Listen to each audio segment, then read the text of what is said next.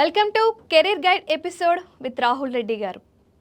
ఈరోజైతే సరికొత్త టాపిక్తో మీ ముందుకు వచ్చేసాం. అదేంటి అనుకుంటున్నారా? లేట్ ఎందుకు, ఎపిసోడ్లోకి వెళ్ళిపోదాం. నమస్తే రాహుల్ రెడ్డి గారు. నమస్కారం. నేను బాగున్నా, మీరు బాగున్నారా? ఓకే. మరి అధ్యక్షుడు ట్రంప్ ఎన్నికైన తర్వాత ఒక కొత్త పదం అయితే వినిపిస్తుంది. అదేంటి అంటే ట్రావెల్ బ్యాన్. అసలు ఈ ట్రావెల్ బ్యాన్ గోల్ ఏంటి, ఒకసారి ఎక్స్ప్లెయిన్ చేయండి. ట్రావెల్ బ్యాన్ అంటే ప్రెసిడెంట్ ఒక నేషనల్ ఎమర్జెన్సీ కింద, అంటే సెక్యూరిటీకి ఏమైనా ఎఫెక్ట్ అయితే కొన్ని కంట్రీస్ నుంచి ఎవరిని కూడా తమ కంట్రీలో అంటే యుఎస్కి రాకుండా ఒక ట్రావెల్ బ్యాన్ ఇష్యూ చేయొచ్చు అన్నట్టు. ఇప్పుడు లాస్ట్ టైం ట్రంప్ ఎలెక్ట్ అయినప్పుడు జనవరి 2017లో అతను జనవరి 20th 2017లో పవర్కి వచ్చాడు. ఓకే. 2016 వచ్చినప్పుడు ఏం చేసిందంటే అతను ట్రావెల్ బ్యాన్ 27th అంటే 20th పవర్కి వస్తే 27th ట్రావెల్ బ్యాన్ ఇష్యూ చేసి, అంటే ఆ 7 రోజుల ట్రావెల్ బ్యాన్ ఇష్యూ చేసి రాగానే విత్ ఇన్ 7 రోజులనే దాని ఎగ్జిక్యూటివ్ ఆర్డర్, అంటే పార్లమెంట్కి పోకుండా డైరెక్ట్గా ఒక ఎగ్జిక్యూటివ్ ఆర్డర్, అంటే as a president executive order చేసి రైట్ ఉంటుంది కాబట్టి ఎగ్జిక్యూటివ్ ఆర్డర్ చేసి 7 కంట్రీస్ మీద మొత్తం బార్ చేసిందండి. సిరియా, ఇరాక్, ఇరాన్ అటువంటి కంట్రీస్ అన్ని కూడా బ్యాన్ చేసినండి. సార్, అసలు ఈ ట్రావెల్ బ్యాన్ అనేది వాళ్ళు ఎందుకు చేస్తున్నారు, అండ్ ఈ ట్రావెల్ బ్యాన్ అనేది ఏ కంట్రీస్కి ఉంది? ఇదివరకేమో ట్రావెల్ బ్యాన్ ముస్లిం కంట్రీస్ మీద ఇంపోజ్ చేసిందండి. తర్వాత ఇవన్నీ మీరు ముస్లిం అని చెప్పి మీరు ఈ కంట్రీస్ మీద ఇంపోజ్ చేసిందంటే వాటిని ఇంకో 2 కంట్రీస్కి యాడ్ చేసిండు. ఒకటి ఏంటంటే నార్త్ కొరియా, అక్కడ ముస్లిమ్స్ ఉంటారు కదా. తర్వాత వెనిజులా, అది సౌత్ అమెరికన్ కాంటినెంట్ ఉంటుంది, అక్కడ కూడా ముస్లిమ్స్ ఉంటారు. కాబట్టి వాటికి యాడ్ చేసినప్పుడు ఏం చేసింది, ఇది ముస్లిమ్స్ కాదు కదా మిగతా దేశం అనేది కూడా వాళ్ళు సుప్రీంకోర్టు ఏందన్నది ఇది ఒక పర్టికులర్ మతస్థు మీద చేసింది కాదు. సో ప్రెసిడెంట్కు రైట్ ఉంది ట్రావెల్ బ్యాన్ అని అంటుంది. అయితే ఇప్పుడు ఇదెందుకు ఫేమస్ అవుతుంది, ఇది ఎందుకు బాగా మాట్లాడుతుందంటే ఇప్పుడు స్టూడెంట్ వీసా మీద ఓపీటీలు, స్టెమ్ ఎక్స్టెన్షన్లు ఉన్నాయి మనకు. ఓకే. తర్వాత H1B వీసాలు ఉన్నాయి.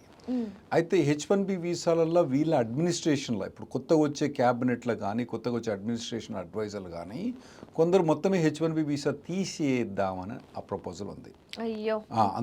అందులో వివేక్ రామస్వామి కొత్తను, తర్వాత స్టీఫెన్ మిల్లర్ అతను కూడా చాలా రిస్ట్రిక్షన్ చేసి, ఇది ఇమిగ్రేషన్కు పర్టికులర్ అడ్వైజర్గా చూజ్ చేసిన స్టీఫెన్ మిల్లర్ అతను కూడా ఈ H1 మీద రిస్ట్రిక్షన్ చేద్దామని బాగా ప్లాన్ ఉంది అతనికి. ఇంకోటి స్టూడెంట్ వీసా మీద ఓపీటీ, స్టెమ్ ఎక్స్టెన్షన్స్ కూడా, అంటే వాళ్ళకు స్కూల్ అయిపోయిన తర్వాత 1 year వర్క్ పర్మిట్ ఉంటుంది. ఆ తర్వాత వాళ్ళు స్టెమ్ డిగ్రీలు కనుక వేస్తే ఇంకో 2 years వర్క్ పర్మిట్ ఉంటుంది. ఆ రెండింటి మీద స్టెమ్ ఎక్స్టెన్షన్ అంటే 2 years వర్క్ పర్మిట్ని మొత్తమే తీసేసి ఓపీటీ అంటే 1 year దాని మీద కూడా చాలా రిస్ట్రిక్షన్ చేద్దామని ఈ స్టీఫెన్ మిల్లర్ ప్లాన్ ఉంది అన్నట్టు. అయితే ఇప్పుడు ట్రావెల్ బ్యాన్ మరి మొత్తం మీద ఇంపోజ్ చేస్తాడని ఒక రూమర్ మొదలైంది అన్నట్టు. అవును. అయితే కొన్ని university of Massachusetts which is particularly వాళ్ళు ఏం చెప్పిందంటే, అరే పిల్లలారా, మీరు బయట దేశాలు పోతాను కదా క్రిస్మస్ వెకేషన్కు, జనవరి 20th లోపల వెనక్కొచ్చేయండి. ఎందుకంటే జనవరి 20th ట్రంప్ అడ్మినిస్ట్రేషన్ ఏదైనా ట్రావెల్ బ్యాన్ చేసారు అనుకోండి, అప్పుడు మీ దేశం నుంచి మా దగ్గర రాలేరు అని చెప్పి వాళ్ళు అడ్వైజరీ ఇష్యూ చేస్తారు అన్నట్టు.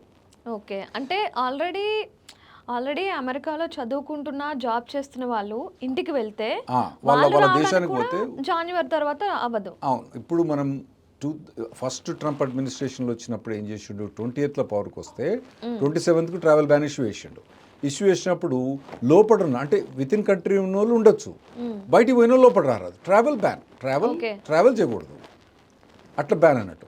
అయితే ఒక రూమర్ వస్తుంది ఏంటంటే ఇట్లా స్టూడెంట్స్ని కూడా H1 మీద కూడా వీళ్ళకి కూడా ట్రావెల్ బ్యాన్ చేయవచ్చునా అని ఒక రూమర్ వస్తుంది. నాకు తెలిసినంత మటుకు చేయకూడదు, కానీ రూమర్ అయితే బాగా ఉందండి ఇప్పుడు. ఓకే. ఒకవేళ ఈ స్టూడెంట్స్ మీద ఇలా ట్రావెల్ బ్యాన్ చేస్తే ఎలాంటి సిచ్యువేషన్స్ అనేవి ఉంటాయి? ఇప్పుడు ఆల్రెడీ యూఎస్లో ఉన్నారంటే వాళ్ళకి ఏం కాదండి, వాళ్ళు కంటిన్యూ కావచ్చు. కానీ వాళ్ళు ఇండియాకి వచ్చింది అనుకోండి, వెనుకకు రాదు మళ్ళీ అటకాయించిపోతారు, మళ్ళీ వెనుకకు వచ్చే వీలు ఉండదండి. స్టూడెంట్స్ కానీ H1B వీసా వాళ్ళ పర్టికులర్ మీద ట్రావెల్ బ్యాన్ ఇష్యూ చేస్తే వాళ్ళు అక్కడనే వాళ్ళ దేశాల్లో ఉండిపోవాల్సి వస్తుంది, వెనుకకు రాదు. Green card holders, US citizens వాళ్ళందరూ వెనుకకు రావచ్చు. తర్వాత అడ్వాన్స్ ప్రోల్ అన్న ఒకటి ఉంటుందండి, అది వాళ్ళు కూడా వెనుకకు రారాదు అన్నట్టు. అంటే వాళ్ళు లేటర్ స్టేజ్ గ్రీన్ కార్డులు ఉన్న వాళ్ళకి వాళ్ళు అడ్వాన్స్ ప్రోల్ ఇస్తారు, వాళ్ళకు కూడా బ్యాన్ చేసిండు. ఇది లాస్ట్ టైం ట్రంప్ బ్యాన్ చేసినప్పుడు వాళ్ళు కూడా ఇంక్లూడ్ చేసిండు. అంటే గ్రీన్ కార్డ్ వచ్చిన వాళ్ళు మాత్రమే సేఫ్ జోన్లో సేఫ్ జోన్లో గ్రీన్ కార్డు యూఎస్ సిటిజన్స్ వచ్చిన వాళ్ళు మాత్రమే సేఫ్ జోన్లో ఉంటారు. అటువంటి వాళ్ళకి ట్రావెల్ బ్యాన్ అనేది వాళ్ళకి ట్రావెల్ బ్యాన్ లేదు. ఓకే, ఇప్పుడు మనకి ట్రావెల్ బ్యాన్ ఇష్యూ చేయరాదు అతనికి. ఓకే. సో గ్రీన్ కార్డ్ లేని వాళ్ళకి మాత్రం చాలా ఇబ్బంది అయిపోతుంది, అయ్యే ఛాన్స్ ఉంటుంది. అయితే కొన్ని దేశాల మీద మాత్రం ఇతను ట్రావెల్ బ్యాన్ చేస్తా అని ఆల్రెడీ ప్రపోజల్ పెట్టిండు. ఏంటేంటవి? అవి ఎట్లా అంటే ఇప్పుడు మొత్తం వాళ్ళ లెక్క ప్రకారము 2 కోట్ల మంది మా మొత్తం అమెరికాలో 35 కోట్ల మందిలో వాళ్ళు ట్రంప్ అడ్మినిస్ట్రేషన్ చెప్పే లెక్క ప్రకారం 2 కోట్ల మంది ఇల్లీగల్గా ఉన్నారు.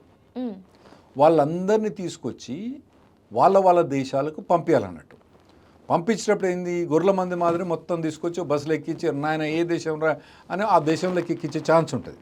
కాకపోతే ఆ దేశములు వాళ్ళు రిసీవ్ చేసుకోవాలంటే వాళ్ళు మా దేశపోడా కాదా, వానికి పాస్పోర్ట్ ఉందా లేదా అని వెరిఫై చేసుకోవాలి కదా. అక్కడ నువ్వు కనుక ఏమైనా డిలే చేస్తే నీ మొత్తం కంట్రీ మీదనే ఎవరిని మా దేశం రాకుండా బ్యాన్ చేస్తా అని చెప్పి థ్రెటనింగ్ ఆల్రెడీ ఇష్యూ చేస్తుండు. ఓకే, అలాంటి భయపెట్టడాలు కూడా చేస్తున్నారు. ఇంకా చాలా ఇప్పుడు కెనడా మీద టారిఫ్ ఇంపోజ్ చేస్తా అంటుండు, మెక్సికో మీద టారిఫ్ ఇంపోజ్ చేస్తా అంటుండు.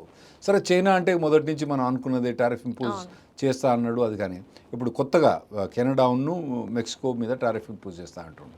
టారిఫ్ అంటే మాకు ఆల్రెడీ నాఫ్టా అగ్రిమెంట్ అని ఉందండి, north American free trade agreement ఉంది. అంటే ఏవి కూడా గూడ్స్ కెనడా కానీ తర్వాత మెక్సికో కానీ మా దగ్గరకు వస్తే ట్యాక్స్ అన్నది లేదు, టారిఫ్ అన్నది లేదన్నట్టు. ఇది ఇంపోర్ట్ ఎక్స్పోర్ట్ ట్యాక్స్ లేదు.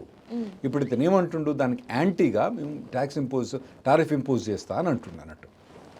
ఇదివరకు కెనడా మీద భయపెట్టించిండు కానీ ఇంపోజ్ చేయలే, ఇప్పుడు మళ్ళా భయపెడతా అంటు కెనడా మీద ఇంపోజ్ చేస్తా, మెక్సికో మీద ఇంపోజ్ చేస్తా అని అంటుండు. అవి కాకుండా ఏ దేశమైతే వాళ్ళ దేశస్తులు మా దేశం నుంచి అంటే 2 కోట్ల మంది ఇల్లీగల్ మెంబర్స్ ఉన్నారు. ఇప్పుడు ఇండియాలో ఎంతమంది ఉంటారండి, దాదాపు మన దగ్గర ఒక 10 లక్షల మంది ఇల్లీగల్ మెంబర్స్ ఉన్నారు అక్కడ. 10 లక్షల మంది ఇల్లీగల్ ఇండియన్స్ ఉన్నారు అక్కడ. 10 లక్షలు కాకుండా 10 లక్షల మంది ఇల్లీగల్ ఇండియన్స్ ఉన్నారు. వాళ్ళందరినీ కనుక ఇండియా తీసుకుపోలేదు అనుకోండి, ట్రావెల్ బ్యాన్ చేసే ఉందా? ఛాన్స్ ఉంది.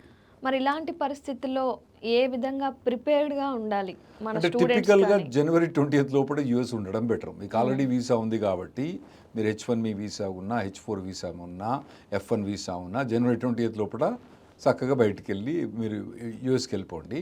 అక్కడ ఏమైనా అయితే దానికి ట్రావెల్ బ్యాన్ బట్టి అప్పటికి మేము ఎక్కువ అడ్వైజ్ చేయగలుగుతాం.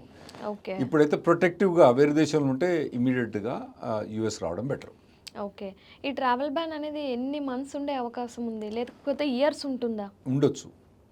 లాస్ట్ టైం బ్యాన్ చేసినప్పుడు 2017లో బ్యాన్ చేస్తే 2018 దాకా బ్యాన్ ఉండే, కంటిన్యూ అయింది. ఆ తర్వాత కూడా కొన్ని రోజులు దాకా తర్వాత తీసేసిండు. సో ట్రావెల్ బ్యాన్ అన్నది టెంపరీ ఉండొచ్చు, పర్మనెంట్ ఉండొచ్చు. దాన్ని ఎక్స్టెండ్ మొదలేమంటారు 3 monthsకి ఇష్యూ చేసి దాన్ని ఎక్స్టెండ్ చేస్తూ పోతా ఉంటారు అన్నట్టు ట్రావెల్ బ్యాన్. ఎందుకంటే ఇది ఎమర్జెన్సీ సిచ్యువేషన్స్లలో నేషనల్ ఎమర్జెన్సీకి కావాల్సింది కాబట్టి ట్రావెల్ బ్యాన్ను ఇమ్మీడియట్గా లాంగ్ టర్మ్ 1 year 2 years పెట్టరు, 3 months 6 months పెట్టి దాని తర్వాత ఎక్స్టెండ్ చేస్తూ పోతూ ఉంటారు. అయితే ఇప్పుడు కొన్ని చాలా మంది ఎంప్లాయ్మెంట్ ఆథరైజేషన్ అడ్వాన్స్ పరోల్ కొందరికి ఉన్నాయండి కొన్ని కంట్రీస్కు. వాళ్ళను బ్యాన్ చేసే ఉన్నది, ఎస్పెషల్లీ గౌతమేలా ఎల్ సాల్వడోర్ అనే కంట్రీస్ ఉన్నాయండి. వాళ్ళని బ్యాన్ చేసే ఛాన్స్ చాలా హై ఉన్నాయి. మన ఇండియాకు మాత్రం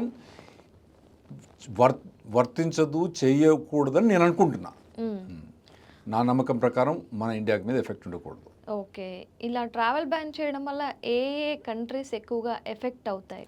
లాస్ట్ టైం ముస్లిం కంట్రీస్ ఎక్కువ ఎఫెక్ట్ అయినాయండి. ఏది ఇరాన్ కానీ, ఇరాక్ కానీ, సిరియా కానీ, లిబియా కానీ ఇటువంటి కంట్రీస్ అన్ని ట్రావెల్ బ్యాన్స్లో ఎక్కువ ఎఫెక్ట్ అయినాయి. ఆ నిర్ణయం తీసుకోవడం వెనక రీజన్ ఏంటి, అంటే ఏమైనా పర్టికులర్ రీజన్ ఉందా? అతను అప్పుడు ఏమన్నాడంటే ఈ ముస్లిం కంట్రీస్ వాళ్ళందరూ వచ్చి మా మీద ఎగబడుతుండ్రు, వీళ్ళ సెక్యూరిటీ మనకు తెలియదు, వాళ్ళ బ్యాక్గ్రౌండ్ మనకు తెలియదు. ఇంకోటి ఏంటంటే అంతకుముందు వీళ్ళందరికీ ఏంటంటే అసైలం ఇచ్చేవాళ్ళు, అంటే వాళ్ళకి వచ్చిన తర్వాత వాళ్ళ గ్రీన్ కార్డ్ ఇచ్చేవాళ్ళు కొందరు. ఎందుకంటే మా కంట్రీలో మమ్మల్ని ప్రాసిక్యూట్ చేస్తుండ్రు, మమ్మల్ని అక్కడ గవర్నమెంట్ ప్రాసిక్యూట్ చేస్తుంది కాబట్టి మీ కంట్రీకి వస్తున్నాం అని చెప్పి అసైలం అని ఒకటి ఉంటుంది అన్నట్టు. అది కొందరికి ఇచ్చారు. ట్రంప్కి అది నచ్చదు అన్నట్టు. సో దాన్ని ప్రివెంట్ చేయడానికి అతను ట్రై చేసాడు. అచ్చా, మళ్ళీ ఇప్పుడు ఇంకోటి ఏంటంటే ఈ సౌత్ అమెరికన్ కంట్రీస్ నుంచి కూడా ఏం చేస్తారంటే చాలా మంది వలసదారులు ఇల్లీగల్కి వస్తూ ఉంటారు అన్నట్టు. ఇల్లీగల్కి వచ్చి ఏమంటారు, ఆడ బార్డర్లు పట్టుబడతారు కదా, పట్టుబడితే 2 ఆప్షన్స్ ఉంటాయి. ఒకటేమో వాళ్ళని డిపోర్ట్ చేయొచ్చు, ఇంకోటి ఏమంటారు మాకు పొలిటికల్ అసైలం కావాలి, మమ్మల్ని ఆడ గవర్నమెంట్ మమ్మల్ని చంపుతుంది అని చెప్పి ఫేక్గా చెప్పిన అనుకోండి, అప్పుడు ఏం చేయాల్సి వస్తుందంటే వీళ్ళకి ఎక్కువ ఇప్పుడున్న లా ప్రకారము ఇమిగ్రేషన్ ఆఫీసర్స్కి ఎక్కువ రైట్ లేవు. వాళ్ళని డిటెన్షన్లో పెట్టి కొన్ని రోజుల తర్వాత బెయిల్ ఇచ్చి వాళ్ళకి వర్క్ పర్మిట్ ఇవ్వాల్సి వస్తుంది అన్నట్టు. అయితే ఈ రెఫ్యూజీ కానీ అసలేం కానీ ఎవరైతే గోడ దూకు వచ్చి పట్టుబడిన వాళ్ళు ఎవరైతే క్లెయిమ్ చేస్తున్నారో 90% మెంబర్స్ వాళ్ళు ట్రయల్కి రారండి. బెయిల్ తీసుకొని చక్కగా వెళ్ళిపోతారు. ఓకే, ఓన్లీ 10% ఆఫ్ మెంబర్స్ ట్రయల్కి వస్తారు. ఈ స్టాట్స్ బట్టి తెలిస్తే ఏంటంటే ఈ పొలిటికల్ అసైలం అన్న దాన్ని కంప్లీట్గా మిస్యూజ్ చేశారు వీళ్ళు. ఉన్నా లేకున్నా, అంటే కొందరికి ఉంటుంది పొలిటికల్ అసైలం. ఇప్పుడు సిరియాలో ఉంటారు, వీళ్ళు ఆపోజిషన్ లీడర్స్ ఉంటారు, వాళ్ళకు ఉంటుంది. తర్వాత అటువంటి అయితే చాలా మంది అవసరం ఉన్నా అవసరం లేకున్నా పోయి పొలిటికల్ అసైలం. నిజం చెప్పాలంటే మన ఇండియా నుంచి కూడా పోయి పొలిటికల్ అసైలం పడతారండి. మన ఇండియాలో ఏం ప్రాసిక్యూషన్ ఉంది? నార్త్ నుంచి కాదు, మన సౌత్ నుంచి కూడా పోతారండి. పోతారు. ఆంధ్రప్రదేశ్లో వచ్చి పొలిటికల్ అసైలం. ఆ పొలిటికల్ అసైలం అని వాడు ఫైల్ చేస్తండి. ఆ ఫైల్ తెరిచే మటుకు 2-3 ఏళ్ళు పడుతుంది. ఈ లోపల వాడు ఎంప్లాయ్మెంట్ అథరైజేషన్ వస్తుంది. 4-5 ఏళ్ళు పడుతుంది. ఈ లోపల ఎంప్లాయ్మెంట్ వాడు మా దగ్గరకు వచ్చి ఏమంటాడు, సార్ పొలిటికల్ అసైలం ఫైల్ చేద్దాం సార్ అంట. మరి నీకేం బాధ? బాధ ఉంటేంది, బాధ లేకపోయింది, వేసి పడేయండి, ఎంప్లాయ్మెంట్ అథరైజేషన్ వస్తుంది కదా నాకు అంటాడు. మిస్యూజ్ చేస్తారు. అంటే మేము చేయలేంటి పని కానీ. సో అట్లా మిస్యూజ్ చేస్తారు. అట్లా 90 అంటే వాళ్ళు అప్లై చేసే 90% మెంబర్స్ కూడా కోర్టు ట్రయల్ రారు. అంటే ఎప్పుడైతే కోర్టుకు పోయి అయినా నీకు నిజంగా ఏం భయం ఉంది, ఏమున్నది అన్నది చెప్పాలని చెప్పేటప్పుడు రారు. ఎందుకంటే మీకు అంత ఉత్తిదే కదా. పోయేటప్పుడు వీళ్ళు రారు అన్నట్టు. సో ట్రంప్ దాన్ని ప్రివెంట్ చేయడానికి ఈ బ్యాన్ అని మొదలుపెట్టిండను. అయితే ఈ ట్రావెల్ బ్యాన్ ఇప్పుడు వేరే కంట్రీస్ కూడా బాగా ఎక్స్పాండ్ చేయొచ్చు. ఎప్పటికి దాకైతే ఆయనకి ఈ అసైలం కానీ పొలిటికల్ అసైలం కానీ ఈ బార్డర్ మీద కంట్రోల్ వచ్చేదాకా అతను ట్రావెల్ బ్యాన్ చేసే ఛాన్సెస్ బాగుంటాయి. అయితే మన ఇండియాకు ట్రావెల్ బ్యాన్ మాత్రం వెరీ అన్లైక్లీ అని అనుకుంటున్నాను. ఎందుకంటే మన వాళ్ళు అక్కడ చాలా ఎక్కువగా జాబ్ చేస్తుంటారు, లీగల్గా పోతా అంటారు. పొలిటికల్ అసైలం కంపేర్ టు వేరే వాళ్ళ దానికన్నా మన వాళ్ళు తక్కువ క్లెయిమ్ చేస్తూ ఉంటారు కాబట్టి ఉంటుంది. ఓకే, ఇంకోటి ఏంటంటే ఈ ఫస్ట్ వాళ్ళ ఫోకస్ బార్డర్ మీద ఉంటుందండి. బార్డర్ ఎవ్రీ ఇయర్ దాదాపుగా ఒక 10 లక్షల మంది నుంచి 15 లక్షల మంది దాకా ఇల్లీగల్గా ఎంటర్ అవుతారు. అంటే దాని యావరేజ్గా మీరు ప్రతి డే ఎంతమంది ఇల్లీగల్గా ఎంటర్ అవుతానంటే. ఇంకోటి ఏంటంటే వాళ్ళని పట్టుకుంటే ఏం చేస్తారంటే, ఇప్పుడు పోలీసు వాళ్ళు వీళ్ళు పోయి బార్డర్ పోయి పట్టుకుంటారు. పట్టుకుంటే ఏం చేస్తారు, 2 డిటెన్షన్లో పెట్టాలి, లేదా అంటే బయటికి తరిమేయాలి. వీళ్ళని తీసుకుపోయి మెక్సికోలో వేస్తారు. వాడు మళ్ళీ తెల్లారి మళ్ళీ వస్తాడు. అయితే ఇప్పుడు ట్రంప్ ప్రపోజల్ ఏమంటాడంటే, ఒక్కసారి డిపోర్ట్ అయిన తర్వాత కనుక ఒకసారి ఫస్ట్ ఛాన్స్ అంటే కుక్కకు ఒక బయట ఫ్రీ ఇస్తారు కదా, 2వ బయటకు పైసలు పడతాయి అన్నట్టు. అట్లా ఒకసారి నువ్వు కనుక డిపోర్ట్ అయిన తర్వాత కనుక నువ్వు సెకండ్ టైం కనుక వచ్చినావు అనుకో 10 ఏళ్ళు నేను బొక్కలు పెడతా అంటాడు. అంతే మరి. అయితే ఇవన్నీ సాధించడానికి అతనికి పార్లమెంట్ కోఆపరేషన్ కావాలి. ఈ వాళ్ళు ఏం చేస్తారంటే ఈ ట్రావెల్ బ్యాన్ పెట్టి ఇటువంటి కోఆపరేషన్ తీసుకొని ట్రావెల్ బ్యాన్ తర్వాత లిఫ్ట్ చేసే రైట్స్ ఉంటాయని నేను అనుకుంటాను. ఓకే, ఇది బెదిరించడానికి చేసి పార్లమెంట్ దగ్గర పోయి కొద్దిగా బెనిఫిట్ తీసుకురావడానికి ఇది ఆయన బెదిరిస్తుండో అని నేను అనుకుంటున్నాను. మన ఇండియన్స్కి మాత్రం వర్తించదనే నేను అనుకుంటున్నాను. రాహుల్ గారు, ఇప్పుడు H1B, F1 ఈ వీసా అపాయింట్మెంట్స్ ఉంటాయి కదా, ఈ టైంలో ఈ ట్రావెల్ బ్యాన్ అనేది ఏమైనా ఇబ్బంది అయ్యే ఛాన్స్ ఉందా? అంటే మనకు వర్తించదని అనుకుంటానండి. ఒకవేళ కనుక మనకు ఎవరికైనా ఏ దేశస్తులకైతే ఇది వర్తిస్తుందో వాళ్ళకు వీసా ఉన్నా కూడా వాళ్ళు ట్రావెల్ చేయడానికి వీల్లేదు. F1 కానీ H1B కానీ L1 కానీ O1 కానీ P1 కానీ Q1 కానీ ఇవన్నీ వీసాలు ఉన్నా కూడా ఏ వీసాలు ఉన్నా కూడా వాళ్ళు యూఎస్కి ఎంటర్ కావడానికి వీల్లేదు ట్రావెల్ బ్యాన్ చేస్తే. కానీ మన ఇండియన్స్కు ఇది అతని ప్రపోజల్ కూడా ఏం పెట్టలే. మిగతా కొన్ని దేశాలను బెదిరించిండు కానీ మన దేశాన్ని ఇప్పుడు దాకా బెదిరియలేదు ట్రావెల్ బ్యాన్లో. సో మనకు ఎఫెక్ట్ కాకూడదు అని అనుకుంటాను. ఒకవేళ ఎఫెక్ట్ అయితే మాత్రం వీసా ఉన్నా కూడా ట్రావెల్ చేయడానికి వీలు ఉండదు. ఓకే, ఆల్రెడీ వీసా ఉన్నా కూడా ట్రావెల్ చేయడానికి వీలు ఉండదు. ఓకే, ఇంకోటి ఏంటంటే ఏమైనా వీసా అప్లై చేసే వాళ్ళు ఉంటారు కదా, F1 కానీ H1 కానీ L1 కానీ అన్ని వీసాలకు కూడా వాళ్ళకి అప్లై చేయడానికి కూడా వీలు ఉండదు. కౌన్సిలేట్స్ కూడా అపాయింట్మెంట్ ఇవ్వవు, వీసా ఇవ్వదు. ఎందుకంటే వీసా ఇచ్చినా నువ్వు ఎంటర్ కానప్పుడు నువ్వు వీసా తీసుకునే లాభం వీసా. ఇంకోటి చెప్పి తెలుసుకుంటే ట్రంప్ అడ్మినిస్ట్రేషన్ వచ్చిన తర్వాత వీసా అపాయింట్మెంట్స్ అన్నది చాలా డిలే అవుతాయండి. ఎందుకని సార్? అతనికి మనం ఇమిగ్రేషన్ అంటే ఇష్టం లేదు. సో ఎంత కానీ మన వల్ల వాళ్ళకి ఎక్కువ డబ్బులు వస్తాయి కదా అని మీరు అంటారు. వాళ్ళు ఏమంటారంటే మా జాబులు మీరు తీసుకుంటారు అని వాళ్ళు అంటారు. వాళ్ళకి తక్కువకే పని చేస్తున్నాం కదా సార్ మనం. తక్కువకి ఏం పని చేస్తలేమండి. మన యావరేజ్ సాలరీస్, ఇండియన్ యావరేజ్ అంటే సాలరీస్ వాళ్ళ కంట్రీ వాళ్ళతో పోల్చుకుంటే మన ఇండియా వాళ్ళు కొంచెం తక్కువ సాలరీస్ మీకు ఒకటి తెలియదు స్టాట్స్ చెప్పాలంటే వాళ్ళ ఫ్యామిలీ యావరేజ్ ఫ్యామిలీ ఇన్కమ్ $56,000 ఉంది. ఓకే. మన యావరేజ్ ఫ్యామిలీ ఇన్కమ్ $110,000 ఉంది. వామ్మో. సో మనం తక్కువకేం పని చేస్తలేరు మనోళ్ళు. ఓకే. హైలీ టాలెంటెడ్ జాబ్స్ ఎక్కువ పైసలకే పనిచేస్తున్నారు. అట్లేం లేదు, తక్కువకేం పనిచేస్తున్నాం వాళ్ళకు. సో వాళ్ళు ఏమంటారంటే ఈ వీళ్ళని జాబ్ తీసేస్తే అమెరికన్స్కు ఆ జాబ్స్ వస్తాయని వాళ్ళు అంటారు. అవును. అది వాళ్ళ ఆర్గ్యుమెంట్. అంతే. కాకపోతే వాళ్ళు అంత నార్మల్గా అయితే ఈ ఇండియన్కు ఫస్ట్ శాలరీ ఎక్కువ ఇవ్వాలి, ఇంకోటి ఇమిగ్రేషన్ లాయర్ పైసలు వేయాలి, మళ్ళీ తర్వాత ఇమిగ్రేషన్కు పైసలు కట్టాలి. ఇవన్నీ కట్టిన తర్వాత వాడు అమెరికన్ హైర్ చేసుకోవచ్చు. అమెరికన్ దొరకకపోతేనే వాళ్ళు ఇండియన్స్ హైర్ చేస్తారు. అండ్ మన వాళ్ళు ఎక్కువ స్కిల్డ్గా ఉంటారని విన్నా. అవునండి, అవునండి. ఎందుకంటే మన దగ్గర ఉన్న క్రీమ్ అంతా అక్కడికే పోద్ది. ఇప్పుడు చూడండి ఇంజనీరింగ్ కాలేజీలు ఉన్నాయి, టాప్ క్రీమ్ అంతా ఎక్కడ పోద్ది? అంతా యూఎస్ పోద్ది. ఆ సెకండ్ గ్రేడ్, థర్డ్ గ్రేడ్ వాళ్ళందరూ ఉంటారు కదా, వాళ్ళందరూ ఇండియాలో ఉంటారు, కానీ టాప్ క్రీమ్ అంతా యూఎస్కి వెళ్ళిపోద్ది కదా. సో న్యాచురల్గా అట్లనే పోతారు అన్నట్టు. తర్వాత ఈ పెద్ద పెద్ద కంపెనీస్లో కాగ్నిజెంట్లా, టాటా కన్సల్టెన్సీ కంపెనీస్లా అందులో కూడా ఏం చేస్తారు, మంచిగా పనిచేసే వాళ్ళని అక్కడ పంపుతారు. ఎందుకంటే వీళ్ళని అక్కడ ప్లేస్ చేసినప్పుడు వీడు గంటకు $100, $200 టాటా కన్సల్టెన్సీ, గంటకు $200 టాటా కన్సల్టెన్సీ వన్ మీద ఛార్జ్ చేస్తుంది. ఇక్కడ ఎంత ఛార్జ్ చేస్తారు? మనకి $20, $30 ఛార్జ్ చేస్తారు. ఆ ఎఫిషియన్సీ మనకు ఉండాలి కాబట్టి టాలెంటెడ్ పీపుల్నే మన వాళ్ళు అక్కడ పంపుతారు. సో అందుకోసం వాళ్ళు ఏమంటారంటే ఆ పెద్ద హై పేయింగ్ జాబ్స్ అనేది మనకు ఉన్నాయి కదా, ఇది ఇండియన్స్కి ఉన్నాయి కదా, అవి వీళ్ళని కనుక తీసేస్తే ఆ జాబ్లు అమెరికన్స్ వస్తాయని వాళ్ళు అంటారు. అంతే. అంటే ఎవరి స్వార్థం వాళ్ళది. మరి ఫైనల్గా ఎలాంటి జాగ్రత్తలు తీసుకోవాలి ఈ ట్రావెల్ బ్యాన్ విషయంలో? ఇప్పుడైతే అంత పెద్ద మొప్పు ఉందని నేనైతే అనుకుంటలేనండి. అయితే ఇప్పుడు ట్రంప్ అడ్మినిస్ట్రేషన్ వచ్చిన తర్వాత ఏదేమైద్దో తెలియదండి, ఎప్పుడేమైద్దో తెలియదు. రెగ్యులర్గా ఎడ్యుకేటెడ్గా ఉండడం బెటరు. అందుకోసం మన ఈహా టీవీ ఎప్పుడు కూడా దాదాపుగా వారం 10 రోజులకు ఒకసారి మేము అప్డేట్ ఇస్తూనే ఉంటాము. మా ఈహా టీవీ క్యారియర్ గైడ్లు వస్తే మీరు H1B కానీ, F1 కానీ, L1 కానీ, H4 వీసా కానీ వీటన్నిటికీ మేము అప్డేట్ ఎవ్రీ టైం ఇస్తూనే ఉంటాం. Fresh update. ఇప్పుడు ట్రంప్ అడ్మినిస్ట్రేషన్ వచ్చే ముందు, వచ్చిన తర్వాత, ఆ తర్వాత ఏం చేయబోతుంటే ఎన్ని అప్డేట్స్ మేము ఇస్తాను. కాబట్టి మీరు క్యారియర్ గైడ్ అన్నది మీరు సబ్స్క్రైబ్ చేసి మా దగ్గరకు ఉంటే దట్ ఈస్ బెటర్. ఓకే.